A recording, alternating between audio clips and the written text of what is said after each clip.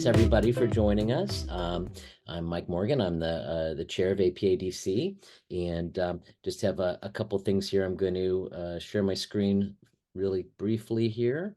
And okay, so anybody joining us, if you're not familiar with APA, we're a nonprofit trade organization for photographers.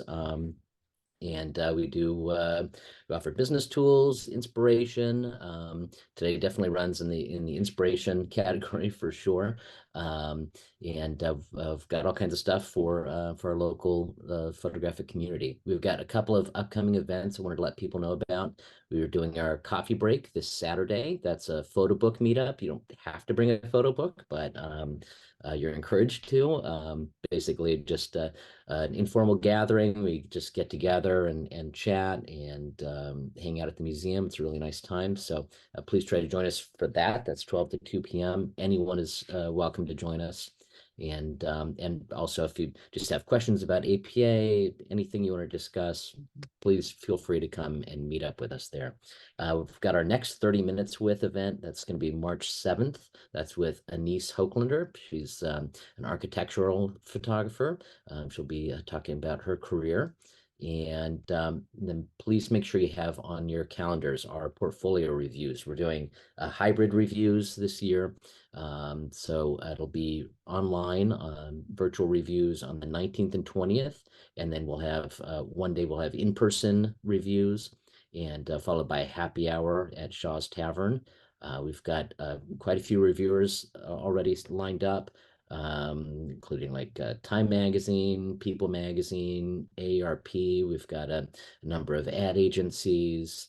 For corporate, we've got Mars Foods, we've got Lockheed Martin, we've got Black & Decker. So a whole bunch of stuff. We're getting them all lined up. We'll be announcing everybody in the next few weeks. So please make sure that's on your calendars. And oh yes, and then I already mentioned this, the happy hour. And one thing I don't believe we have a slide here for, but we are planning our assistance workshop as well. That's slated for April 20th at Yolk Studios. So please, if you know somebody who's would be interested in taking that, or you're interested in taking that yourself, please put that in your calendar too. A couple quick things. If you're a member, or make sure you're utilizing your membership benefits and discounts. There's a whole bunch of stuff out there. Just always make sure you take a look and see if you could be saving some money on any of these things. It's also a great reason to become a member. So if you're not a member, we do have a discount code that we can offer that's DC1 for 20. That'll get you $20 off of any membership level. So please do utilize that. Okay, and I'm going to stop sharing right now and would like to introduce our speaker, Noah Willman. Man who probably needs no introduction, but he's a local commercial and editorial photographer. You could see his work at just about anywhere these days, it seems. But really looking forward to having Noah discuss a project that just appeared in Washingtonian magazine. And we'll be taking questions. If you've got questions, we'll just take all of those at the end and open it up for everybody. Okay, all right, and Noah, please go ahead and take it away. Thanks. Awesome. Well, yeah, thanks so much for that nice intro, Mike. And thanks for everyone for joining for this meeting. I will go ahead and share my screen here.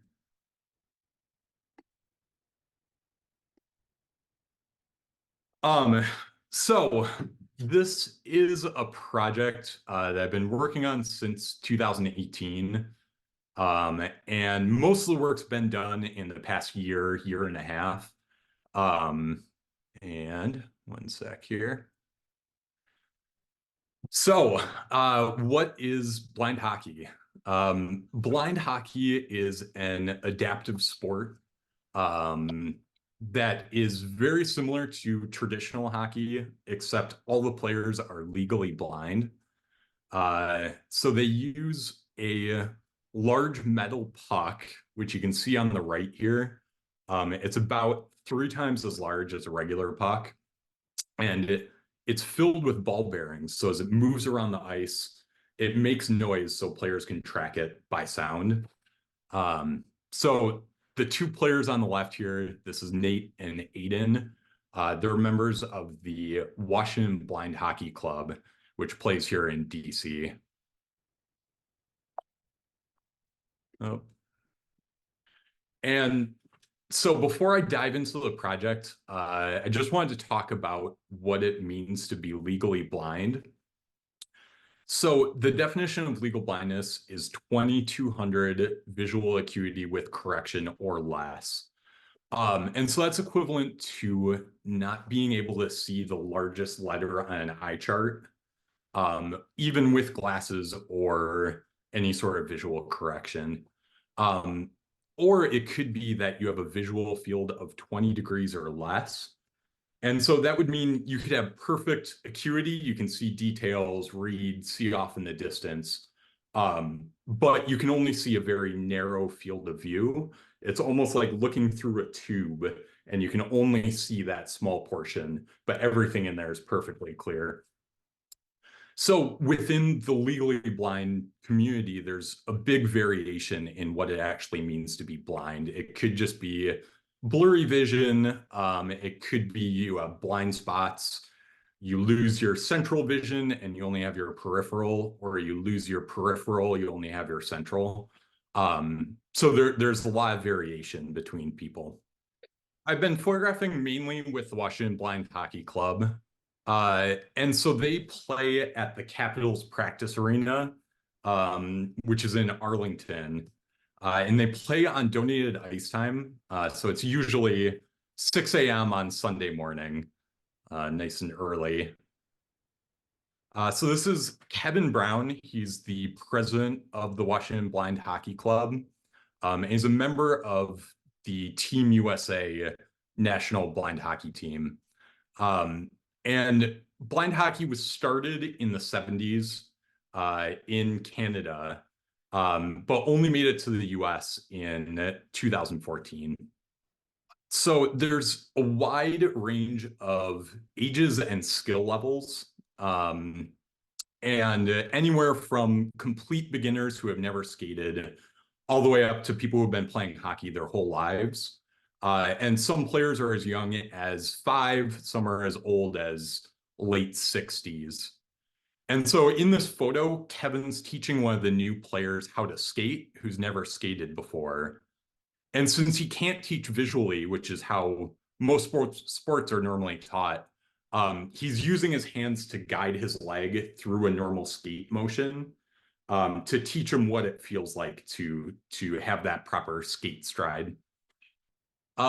So I wanted to not have an assistant. Like, I knew I was going to be shooting pretty frequently. I wanted this to be a long-term project where I was spending a lot of time with them. So I knew I didn't want to have to like require having an assistant when I was shooting. And I also didn't want to have to deal with setting up equipment and just kind of narrowing the scope of what I would be able to shoot. So I originally started shooting just available light, but in the ice rink, it's with the top overhead lights, the white ice, white walls. It ended up being just really flat and wasn't looking how I wanted it to look. So I ended up shooting most of the project with a handheld speed light and a 7-inch softbox on the speed light, and then camera in my other hand. And I was almost always on skates for most of the project too. I would be on the ice with the players shooting as we were going. So the lowest vision players normally end up being goalie, and goalies have to be completely blind to play. And so during games, goalies are required to wear blindfolds to make sure they don't have any light perception or any remaining vision that's giving them an advantage. And the puck, it makes a lot of noise when it's on the ice, but it's basically silent once it's in the air. And so it made the goals 1 foot shorter to help accommodate the goalies, since they can't track it by sound once it's in the air. So this is the DC goalie, and he's also a member of the U.S. national blind hockey team. And he had a friend design this helmet for him. And so it has his name in Braille. And then the logo is part of the Washington Blind Hockey Club logo. And it's the all-seeing eye from the $1 bill. Because Kevin, the president of the club, works for Treasury. And so he grabbed that for their logo. And this is Kevin after one of the practices. And so since the puck's metal and it's hollow, it gets dented after it hits the post. And so this is an older puck, obviously pretty banged up. Um, but yeah, it's a difference between blind hockey and sighted hockey. This is one of the players from the New York Metro Blind Hockey Club. And so most of the focus was on the DC group, but I've also traveled to Philly, New York, and then went to Toronto for a tournament earlier this year. So a lot of people with visual impairment also have sensitivity to light. And so that's why you'll see a lot of the players wearing sunglasses or tinted visors. One of the DC players actually wears tinted contacts that are red to help knock back the light and help him see better on the ice. And then the photo on the right here is a pass whistle. So one of the rule adaptations for blind hockey is once you're in the offensive zone, you have to make one pass before you can shoot it to help the goalie track the play.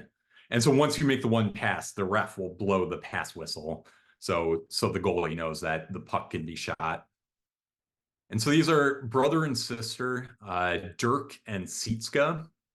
And so they're both from Maine, and they grew up working on a lobster boat with their family. And so Dirk was actually a lobster fisherman up until a few years ago before moving to DC. And so this was from a New York Metro Blind Hockey Club practice. And this was from a dinner after a practice.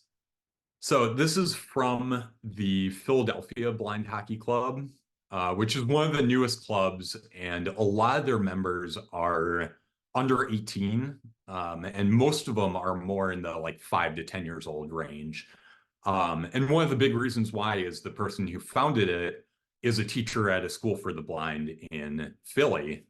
But they have a rotating group of high school kids who will volunteer every week to help coach and play with the kids. And so this is one of the high school teams, their first time there. And the guy with the puck is explaining how the puck works and what the rules of the game are. And so this is getting ready for practice. And so these are all from the Philly group. And so about a year ago, the New Jersey Devils held a blind hockey demo game after an NHL game. And so their practice facility is connected to their NHL rink. And so after the game, all the fans were invited to come watch this blind hockey game. And so this is from that demo game.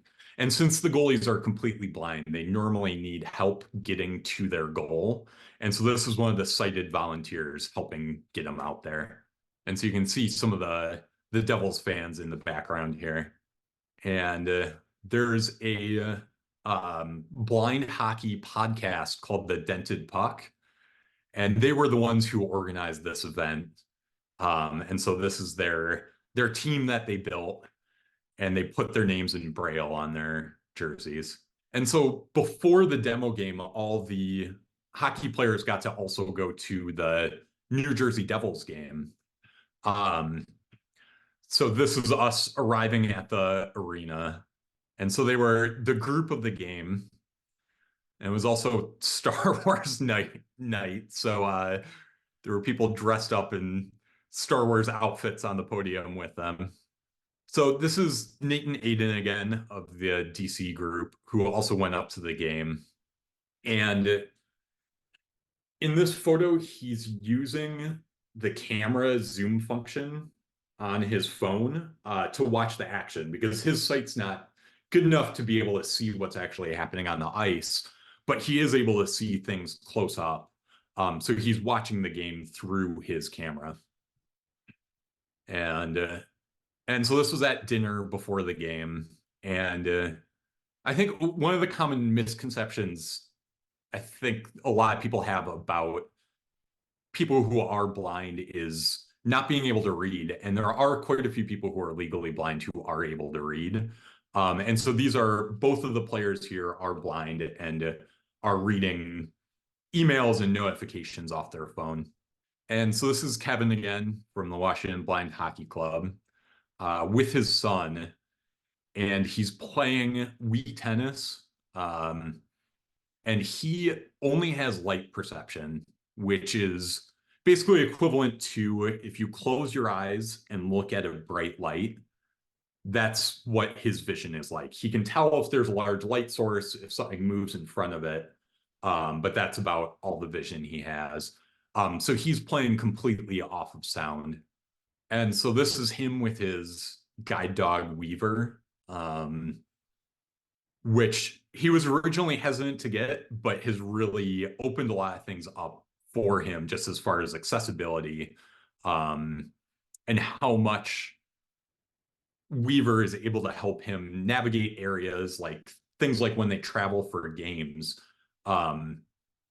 Weaver will remember where the hotel room is and can lead him straight there without any instruction after the first time of visiting the room. And so he also plays blind soccer for the US national team. And almost all other blind sports required that you are blindfolded. So everyone's playing on a level playing field from complete blindness. Blind hockey is one of the only sports that doesn't require that. And so all the players play with whatever remaining vision they have. And so this is Nathan Aiden at home practicing their stick handling. And they're among the higher vision players of the Washington Blind Hockey Club. And so their sight's good enough where they actually play club hockey on a sighted team. They're the only visually impaired players on the team. And they're able to compete at that level as well as play blind hockey. And so Nate was showing me how he does homework and how technology has made education so much more accessible to people with visual impairments. So it used to be people who are my age or older, growing up, they would get textbooks in Braille, and one textbook that would just be like a normal textbook you'd have as a sighted person would be a 10 to 20 volume Braille textbook. So they would have 20 different books that would just make that one textbook.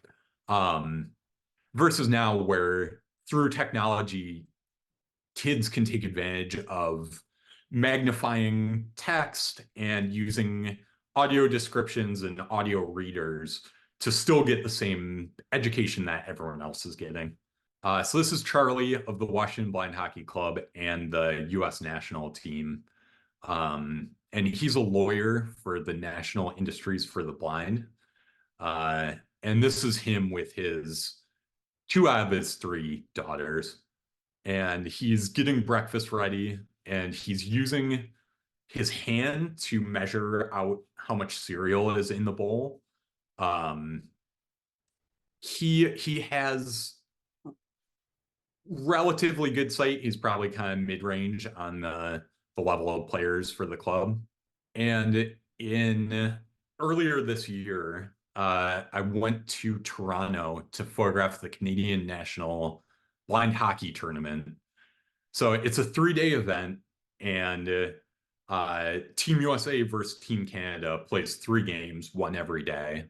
So these are a couple players from Team USA. On the left is one of the goalies, and on the right is a defenseman who's one of the assistant captains.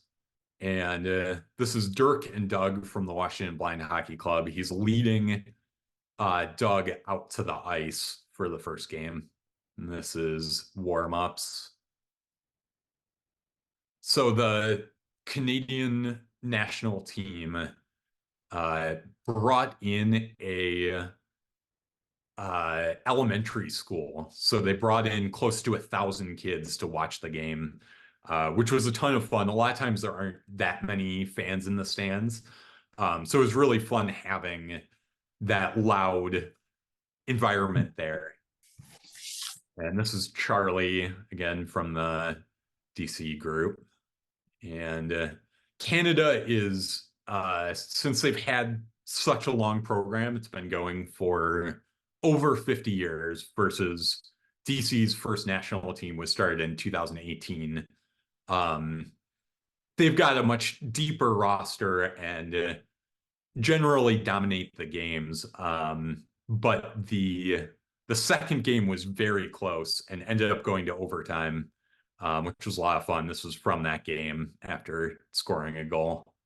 And so this is the Team USA goalie coach, and he's giving instructions on glove positioning in between periods for Doug.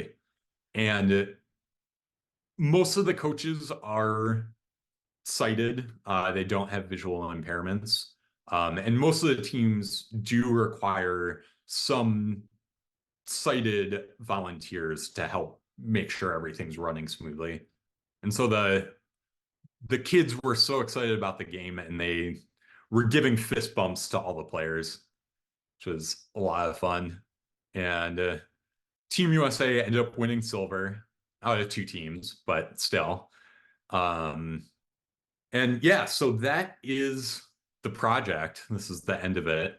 I also have a video. It really, besides the puck and the sound it makes, at the higher level, it can be really hard to differentiate blind hockey from sighted hockey, just because the skill levels are so high. It looks like the same game. So this is from the Canadian blind hockey tournament.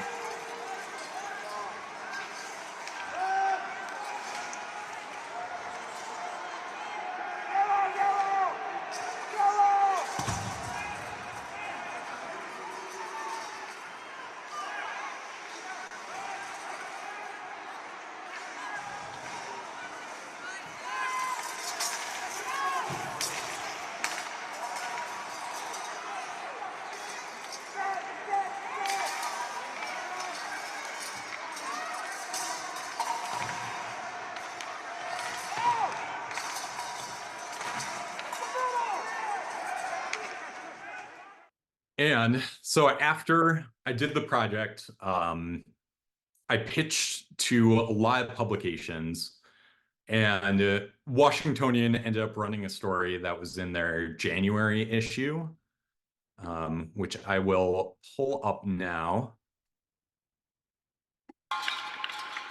So the sound in the background is gameplay from the DC group.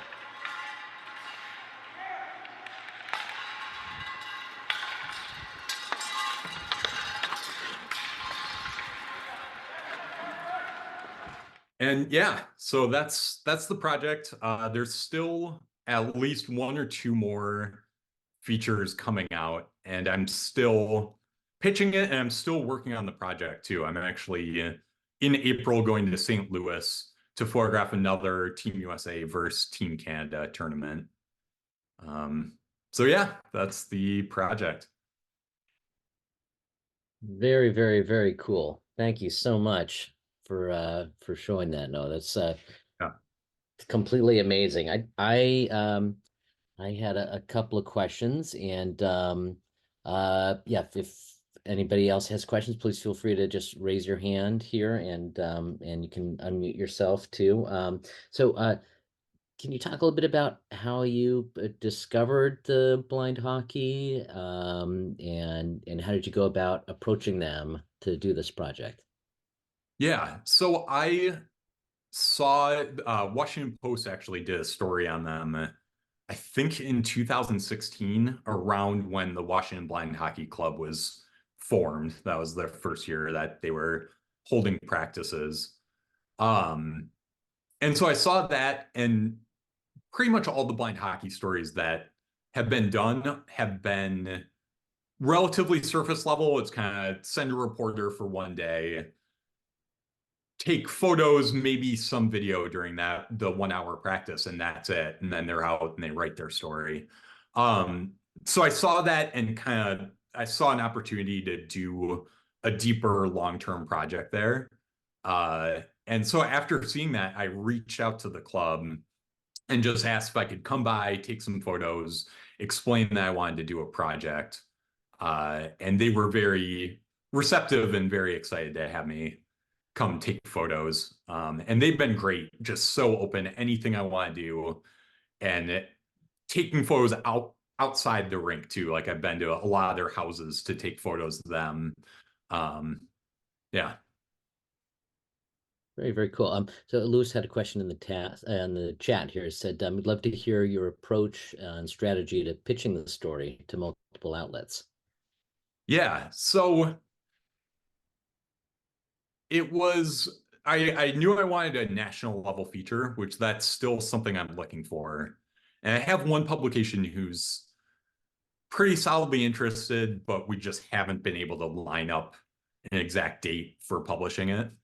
Um, and so I started pitching it once I was pretty close to finishing up the project, which majority of the work I was completing around April, uh, which wasn't the best time for pitching a hockey story because most people are looking for, they want to publish that November, December, January. So I got a lot of people very interested, wrong time. So did another round of pitching around September, October. Um, and from there, Washingtonian was really interested. And there's another one that should be coming out in the next month or so, and then potentially a third as well. Excellent, excellent. What I don't can you talk about what are your plans for moving forward? How are you planning on expanding it, maybe going to other places, continuing to work on this story, or are you kind of on to the next stories already? I think I'm close to wrapping up the project. I'll be shooting the tournament in St. Louis, and I think that's probably the last big thing I'll do. Um, And then I'm not sure what I want to do as like a final landing spot for the images. Like if I want to make a book or a zine, like I probably want to do something more than just having it on my website. So I'm just starting to explore those options. And then if I were to further expand on the project, I think it would be on the video side. And so there's potential that I would want to make maybe like a 10 to 30 minute kind of short documentary on blind hockey and some of the players. Very, very, very cool. Yeah. As Lewis said, I'd love to see that. I also would like to see that. And Sam's got a question. He says, love the amount of trust that you can see you've gained with the DC club. It really comes from the images. How are you able to build on that to gain access to the travel games and such? Are you having to negotiate with the other participating teams as well? So yeah, it definitely the DC group was very welcoming. It was like very immediate. And since I've been photographing with them since 2018, I think a lot of the trust is just accumulation of time and spending a ton of time with them. I've probably been to at least 15 practices. And now I just skate with them. I don't go with a camera. I play with them and do drills. And um, so, yeah, a lot of that has just been built up over time. And then it was hard. to initially get permission for the international tournaments.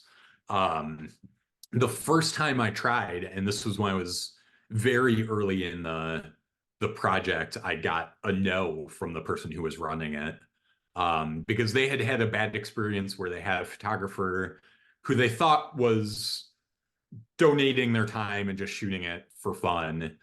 And then the photographer sent them the images, but then per image rate if they wanted to use any of the images. Um, and everything's run off of donations, even the national team. It's so much of it's based off of donations and volunteers. So that left a pretty bad taste in their mouth for as far as having an outside photographer come. But then the more time that I spent with the DC group, and four of the people on the DC team are on the national team. So they were able to vouch for me, and I was able to share, like, this is the work that I've done with the Washington Blind Hockey Club. And so scheduled a call with them, kind of talked them through what I wanted, and they talked through their concerns too, because they were still hesitant at that point.